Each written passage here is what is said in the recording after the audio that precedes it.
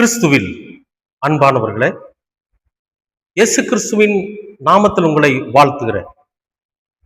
இன்றைய அனுதின உணவிற்காக கர்த்தர் நமக்கு கொடுக்கிற வார்த்தை சங்கீதம் 145:19. அவர் தமக்கு பயந்தவர்களின் விருப்பத்தின்படி செய்து அவர்கள் கூப்பிடுதலை கேட்டு ரட்சிக்கிறார். அன்பானவர்களே, ரொம்ப அற்புதமான ஒரு வார்த்தையை இந்த காலை நேரத்துல உங்களோடு தியானிப்பதில் நான் ரொம்ப சந்தோஷப்படுறேன், மகிழ்ச்சி. ஏன்னா கடவுள் பாருங்க, அவருக்கு பயந்தவங்களோட விருப்பத்தின்படி நிறைவேற்றுவாராம். நமக்கு ஒரு விருப்பம் இருக்கும் இல்லையா? நம்ம வாழ்க்கையை இப்படி இருந்தா நல்லா இருக்கும், நமக்கு இது கிடைச்சா நல்லா இருக்கும், நமக்கு இப்படி ஒரு மனைவி அமைஞ்சா நல்லா இருக்கும், நமக்கு இப்படி ஒரு கணவன் அமைஞ்சா நல்லா இருக்கும் அப்படின்னு சொல்லி நம்முடைய இருதயத்துக்குள்ள ஒரு விருப்பம் இருக்கும் இல்லையா? இந்த விருப்பத்தை கர்த்தரோட சமூகத்துல போய் சொல்றப்போ, எனக்கு ஆண்டவர் பார்த்துக்குவாரு, அவர் எனக்கு தருவாரு, நான் அவரிடத்துல ஒப்படைச்சிட்டேன் அப்படின்னு சொல்லி கடவுளுக்கு பயந்து இருக்கிறாங்க பாத்தீங்களா? அவர்களுக்கு அவர்களுடைய விருப்பத்தின்படியே செய்வார். ஏன்னா அவர்களுக்கு ஏற்படுகிற விருப்பமும் நியாயமானதா இருக்கும், நேர்மையுள்ளதா இருக்கும், கடவுளுக்கு பிரியமானதா இருக்கும். நான் இப்படி ஒரு வியாபாரத்தை துவங்கணும், இந்த வியாபாரத்துல நான் ஒரு நல்ல ஒரு ஆரோக்கியமான ஒரு கூலியை நான் சம்பாதிக்கணும் அப்படின்னு அவர்களுடைய விருப்பம் இருக்கு பாத்தீங்களா? அதை நிறைவேற்றுவார். நான் இப்படி ஒரு வேலைக்கு போகணும், நான் டாக்டர் ஆகணும், என்ஜினியர் ஆகணும், சயின்டிஸ்ட் ஆகணும், போலீஸ் ஆகணும், இப்படி எல்லாம் இருக்கு இல்லையா? அந்த விருப்பத்தை ஆண்டவருக்கு பயந்து நம்ம விருப்பப்படுறப்ப நிறைவேற்றுவார். அப்புறம் அவர்களுடைய கூப்பிடுதலை கேட்டு ரட்சிப்பார். ஏதாவது ஒரு சின்ன சிக்கல் பிரச்சனைன்னு வந்துருதுன்னு வைங்களேன், உலகத்துல எத்தனையோ பிரச்சனைகள் வருது இல்லையா? அப்போவெல்லாம் நம்ம ஆண்டவரை நோக்கி கூப்பிடுறப்ப அந்த சிக்கலில் இருந்து நம்மை பாதுகாப்பார். அதுல இருந்து நம்ம முறையா நேர்மையா எப்படி வெளியே வரணும் அப்படிங்கிறத கர்த்தர் நமக்கு கற்றுக் கொடுப்பார். ஏன் தெரியுமா? நாம கண்டிப்பா தப்பு பண்ண மாட்டோம், வீணான பழி வீணான சிக்கல்ல தான் போய் சிக்குவோம். ஏன்னா கடவுளுக்கு பயந்து இருக்கிறோம் இல்லையா? அதனால எல்லாரையும் நம்பி ஒரு நம்பிக்கையின் பேர்ல போய் சிக்கிடுவோம்.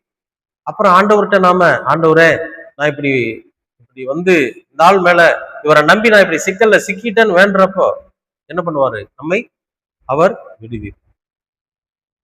அன்பானவர்களே, ஒரு உதாரணம் நான் சொல்றேன் பாருங்க. யோனா அப்படிங்கிற ஒரு மனிதனை குறித்து வேதத்துல இருக்கு. அவரை வந்து ஆண்டவர் என்ன பண்றாரு? ஒரு குறிப்பிட்ட பட்டணம், நினிவேங்கிற பட்டணத்துக்கு போக சொல்றாரு. ஆனா அவர் என்ன பண்றாரு? வேற எங்கேயோ போறாரு, தர்சஸ் போறாரு. இப்போ இதனால பல பிரச்சனைகள் வந்து அவரை தூக்கி கடல்ல போட்டுறாங்க. இப்ப கடல்ல முழுகிட்டு இருக்காரு, ஆழ்கடல். அந்த கடல்ல முழுகுறாரு. முழுக ஆண்டவர்கிட்ட வேண்டார், தெரியாம நான் செஞ்சுட்டேன், நான் மன்னிச்சிருங்க, நீங்க போச்சோன்ன இடத்துக்கு நான் போகல. ஏன்னா அங்க ஏற்கனவே யூதர வாலிபர்களை வந்து அடிமைப்படுத்தி இருக்கிறாங்க. அது பாபிலோனிய அரசாட்சி கீழே இருக்கு. என்னையும் அடிமைப்படுத்தி ஏதாவது பண்ணிடுவாங்கன்னு பயந்துக்கிட்டு தான் நான் இப்ப இங்க போற கப்பல்ல ஏறி போய் தப்பிச்சுக்கலான்னு போனேன். உங்க வார்த்தையை மீறி தான் போயிட்டேன், நான் மன்னிச்சிருங்க அப்படிங்கிறப்போ, என்னை காப்பாத்துங்க அப்படின்னு ஆண்டவர்கிட்ட அவர் கேட்கிறப்போ ஒரு பெரிய மீன் வருது. அது வந்து ஒரு திமிங்கலத்தின் வகை, ப்ளூ ஷார்க்னு சொல்லுவாங்க, நீல திமிங்கலம். அதுக்கு இந்த இடம் பாத்தீங்கன்னா பெருசா இருக்கும். ஏன்னா ஒரு இரையை நிறைய மீன்களை வாங்கிடுச்சுன்னா இங்க தங்க வச்சுக்கணும், அது தேவைங்கிறப்ப உள்ள முழுகும். நீங்க கடல்ல பாத்தீங்கன்னா பெரிய வாயை திறந்துகிட்டு நிற்கும் அந்த திமிங்கலம். எல்லா மீன்களும் அந்த வாய்க்குள்ள போன உடனே அப்படியே மூடும். அந்த மீனையெல்லாம் இங்கதான் வச்சிருக்கு. அப்படிப்பட்ட ஒரு மீன் வந்து யோனாவை கவ்வி இங்க வச்சுக்கிறது, இறைகள் இருக்கக்கூடிய இடத்துல வச்சுக்கிட்டு அப்படியே வந்து கரையில இறக்கி விடுது. அன்பானவர்களே, கடலின் ஆழத்துல மூழ்கி கொண்டிருந்தவன் கர்த்தரை நோக்கி கூப்பிட்ட போது அந்த திமிங்கலமானது அவனோட வாய்க்குள்ள வச்சுக்கிட்டே கொண்டு வந்து என்ன பண்ணுதுங்க? கரையில கொண்டு வந்து விடுது, காப்பாத்துறாரு. அதுக்கு காரணம் என்ன? கூப்பிடுகிற அந்த மனிதன் தன்னுடைய தவறை உணர்ந்து கூப்பிடுறான். அப்ப நீங்களும் நானும் நம்முடைய தப்பை உணர்ந்து ஆண்டவரோட சமூகத்துல கூப்பிடுறப்போ எப்படிப்பட்ட பிரச்சனையில இருந்தாலும் சரி கர்த்தர் நம்மளை விடுதலை ஆக்கிடுவார், காப்பாற்றுவார். யோனாவை மீனை கொண்டு காப்பாற்றின கர்த்தர் உங்களையும் என்னையும் காப்பாற்ற மாட்டாரா?